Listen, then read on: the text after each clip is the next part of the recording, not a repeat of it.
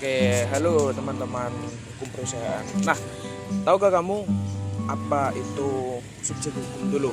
Nah, jadi subjek hukum itu merupakan sesuatu yang memiliki hak dan kewajiban. Nah, subjek hukum sendiri dibagi menjadi dua bagian, yaitu ada orang dan juga badan hukum. Nah, mengapa sih badan hukum ini disamakan dengan orang? Karena sebenarnya badan hukum ini memiliki hak dan kewajiban sama halnya dengan orang.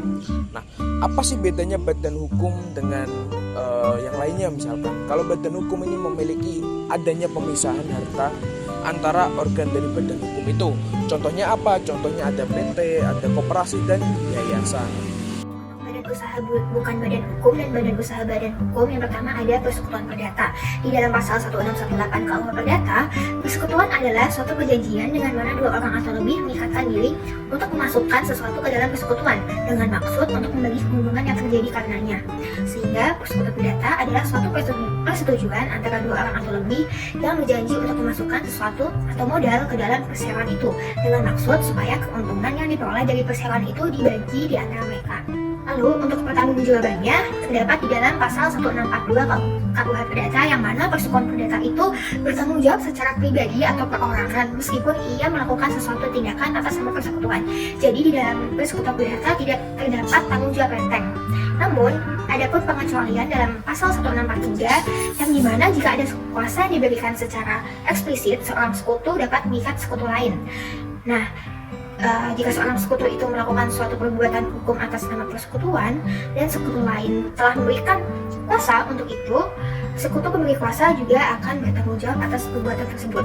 Jadi menurut pasal 1643 ini yang bertanggung jawab adalah orang yang memberi kuasa dan orang yang diberi kuasa. Lalu jika melihat dari pasal 1618 KUH Perdata, kita dapat melihat bahwa unsur-unsur persekutuan perdata itu yang pertama ada perjanjian, yang dimana ada kesepakatan antara dua orang atau lebih. Yang kedua ada modal atau kontribusi yang diberikan oleh masing-masing sekutu, bisa berupa uang, barang, keahlian, ataupun jasa.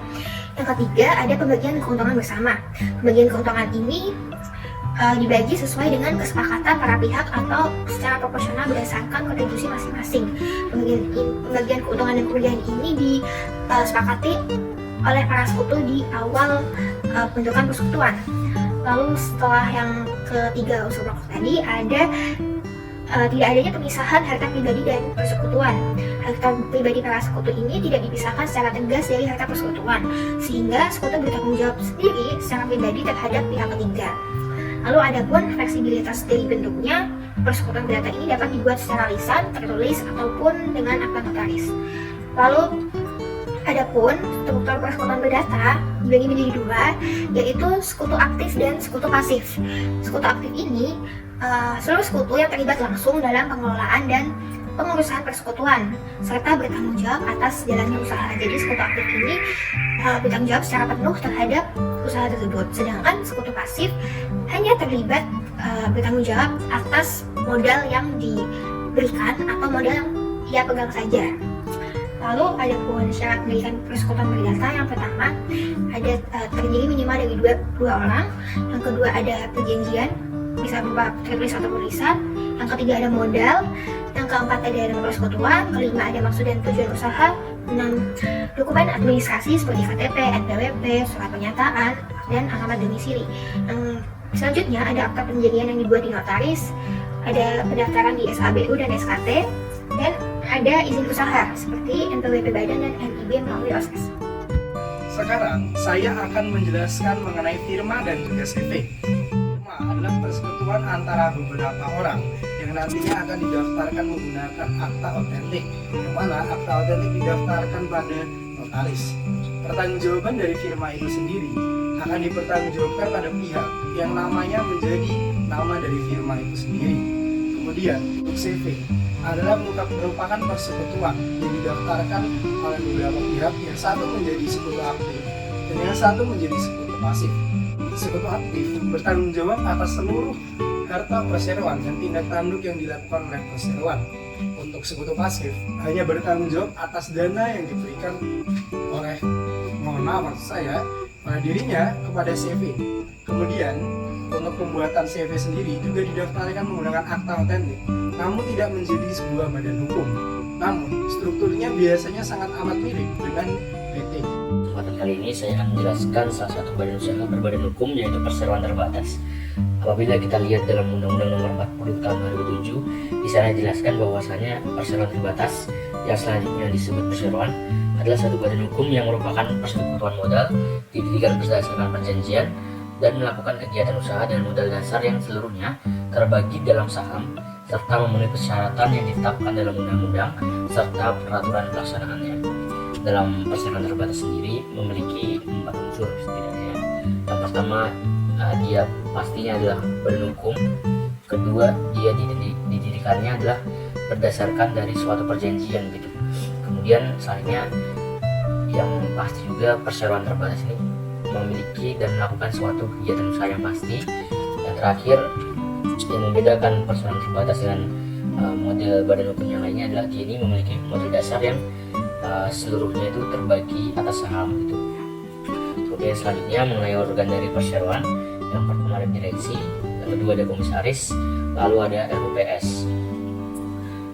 Pada singkatnya, direksi sendiri adalah bertugas sebagai pelaksana dari perseroan itu sendiri. Kemudian komisaris adalah yang berwenang untuk mengawasi keberjalanan dari perseroan. Lalu untuk RUPS adalah rapat umum pemegang saham, yang mana dalam sebuah PT itu ada setidaknya ada 3 metode gitu dalam mengambil suatu keputusan.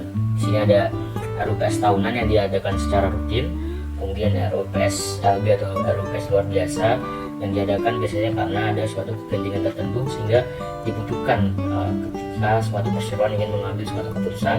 Yang terakhir ada circular resolution yang mana dilakukan dengan memberikan suara terkait sepakat atau tidak sepakat atas suatu usulan tertentu yang mana terkait dengan kebijakan yang akan diambil oleh perusahaan nantinya, yang mana baru bisa dilaksanakan ketika 100% organ perseroan atau RUPS sepakat gitu. Kemudian untuk jenis model dari perseroan, yang pertama ada model dasar yang tertulis dalam anggaran dasar tentunya, kemudian ada model ditempatkan dan model di store, yaitu model yang telah real jumlahnya gitu. Selanjutnya yang terakhir mengenai perseroan terbatas, di sini ada doktrin mengenai perseroan terbatas dalam Undang-Undang Perseroan Terbatas itu sendiri. Ada yang namanya kita kenal di sini dengan business judgment rule, yang mana terkait dengan direksi diatur dalam pasal 97 ayat 5 Undang-Undang PT. Anggota direksi tidak bisa dipertanggungjawabkan atas kerugian sebagaimana yang dimaksud oleh 3 Undang-Undang Perseroan Terbatas dalam pasal ini apabila dapat membuktikan yang pertama, kerugiannya bukan karena kesalahan atau kelalaiannya. Yang kedua, direksi ini telah melakukan kepengurusan dengan suatu itikat baik dan kehati-hatian, dan dilakukannya perbuatannya ini demi kepentingan dan telah sesuai dengan maksud dan tujuan dari perseroan itu sendiri untuk didirikan. Kemudian direksi tidak memiliki benturan kepentingan ketika dia melakukan corporate action gitu. Kemudian yang terakhir, direksi telah mengambil tindakan untuk mencegah timbul atau setidaknya berlanjutnya kerugian dari perseroan. Kemudian apabila kita berbicara mengenai business judgment rule, tentunya juga dapat berlaku untuk komisaris. Dalam hal ini telah diatur dalam pasal 114 ayat 5 Undang-Undang PT. Anggota komisaris dan bisa dipertanggungjawabkan bila mana dapat membuktikan yang pertama, telah melakukan pengawasan dengan etikat baik dan kehati-hatian untuk kepentingan perseroan itu sendiri. Yang kedua, dia tidak memiliki benturan kepentingan pribadi mau langsung maupun tidak langsung. Kemudian yang ketiga, dia telah memberikan nasihat kepada direksi terkait untuk mencegah timbul atau berlanjutnya kerugian yang telah dialami oleh perseroan itu sendiri. Mungkin sekian terkait perseroan terbatas. Kemudian selanjutnya adalah koperasi. Koperasi sendiri menurut Muhammad Hatta adalah usaha bersama untuk perbaikan ekonomi berdasar tolong-menolong. Kemudian menurut Arifinal Caniago, yaitu adalah perkumpulan orang atau badan hukum untuk meningkatkan kesejahteraan bersama secara kekeluargaan.